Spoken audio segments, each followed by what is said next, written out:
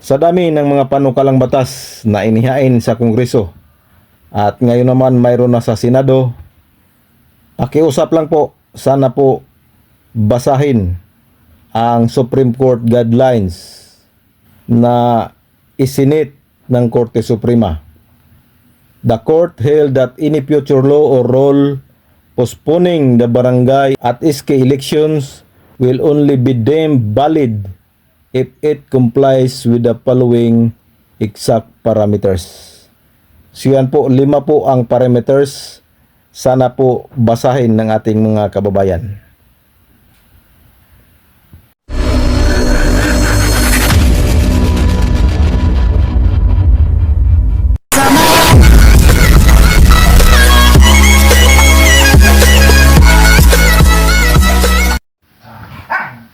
Hello, good morning mga kapobre. Welcome back sa ating munting channel, Cap John Official.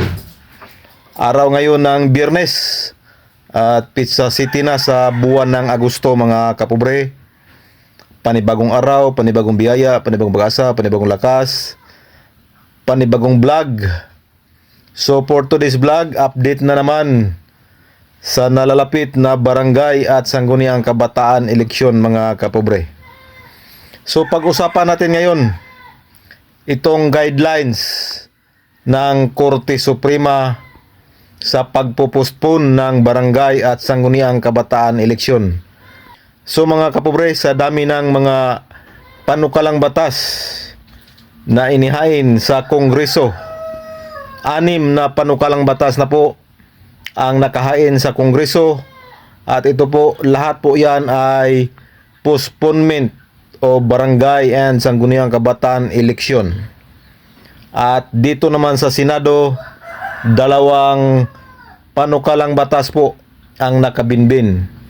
Ang House Bill na ifinail ni Senador Amy Marcos at itong kaka-file pa lang na panukalang batas para i-postpone ang sangguniang kabataan eleksyon na ifinail ni Senador Chis Escudero mga kapobre.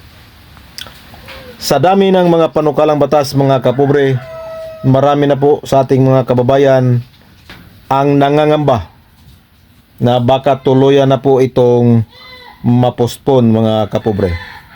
So mga kapobre, sa ganang akin po, hindi po malayo yan.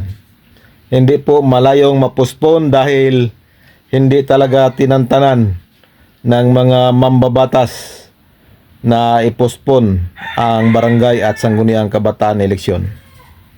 At ito po ngayon ang ating pag-usapan.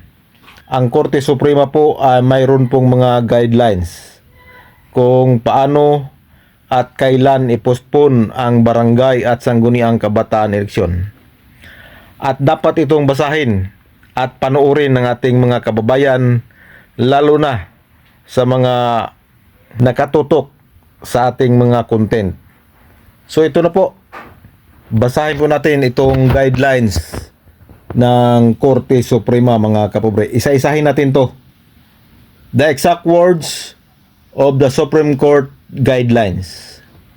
The court held that any future law or rule postponing the barangay and SK elections will only be deemed valid if it complies with the following exact parameters.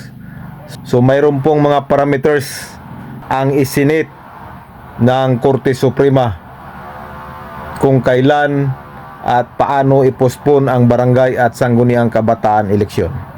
So ito po, number 1 mga kapobre, there must be a bona fide, intelligible and understandable reason for the postponement of the election. So kailangan i-cite ang reason kung bakit i-postpone ang barangay at sangguniang kabataan eleksyon. Number 1 reason sa mga postponement na inihain ngayon ay dahil daw sa krisis sa langis. So mga kapobre, di na po reasonable yan dahil po mismo ang Pangulo sa kanyang suna nagsabi na pag may krisis na darating ay mayroon na pong nakalaang pondo ang gobyerno para tugunan ang nasabing krisis. So, di na po valid yan sa aking pananaw mga kapobre. At ito number 2 na parameters.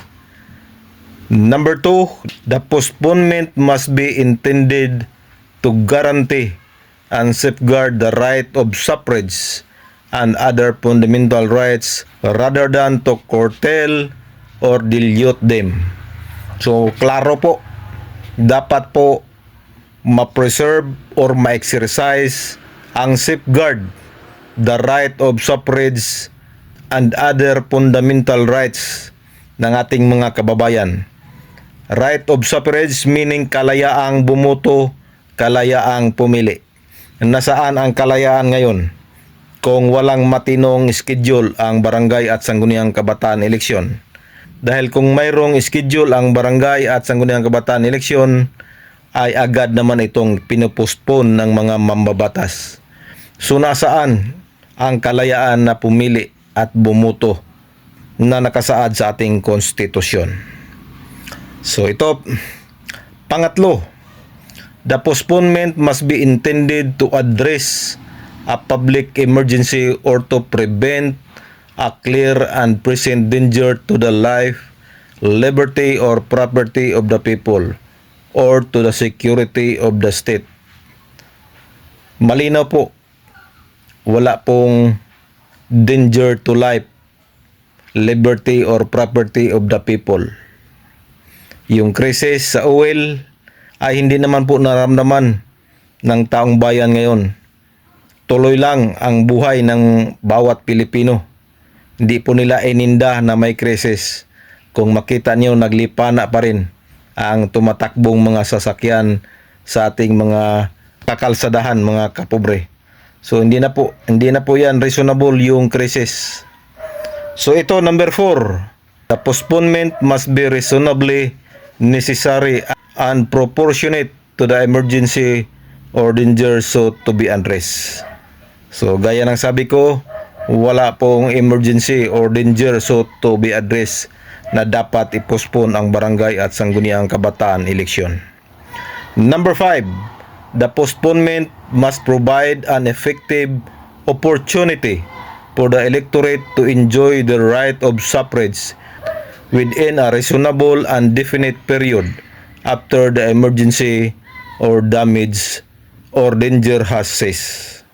So yan po, malinaw po, dapat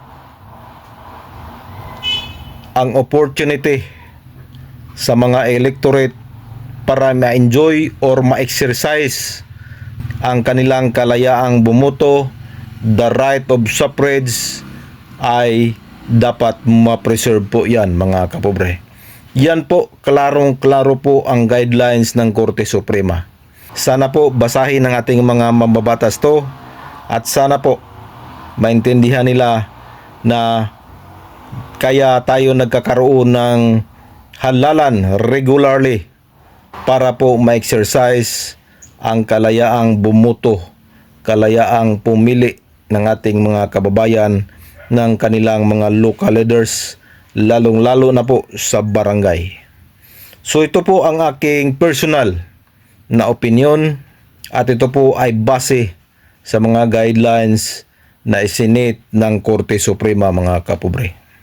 At kung aabot man nito sa Malacanang at pipirmahan ng Pangulong Bongbong Marcos ang postponement ng barangay at sangguniang kabataan, ay panigurado po, marami po, sinisiguro ko yan sa inyo mga kapobre, marami po ang dudulog sa Korte Suprema para questionin ang legalidad ng pinirmahang postponement ng barangay at sangguniang kabataan eleksyon.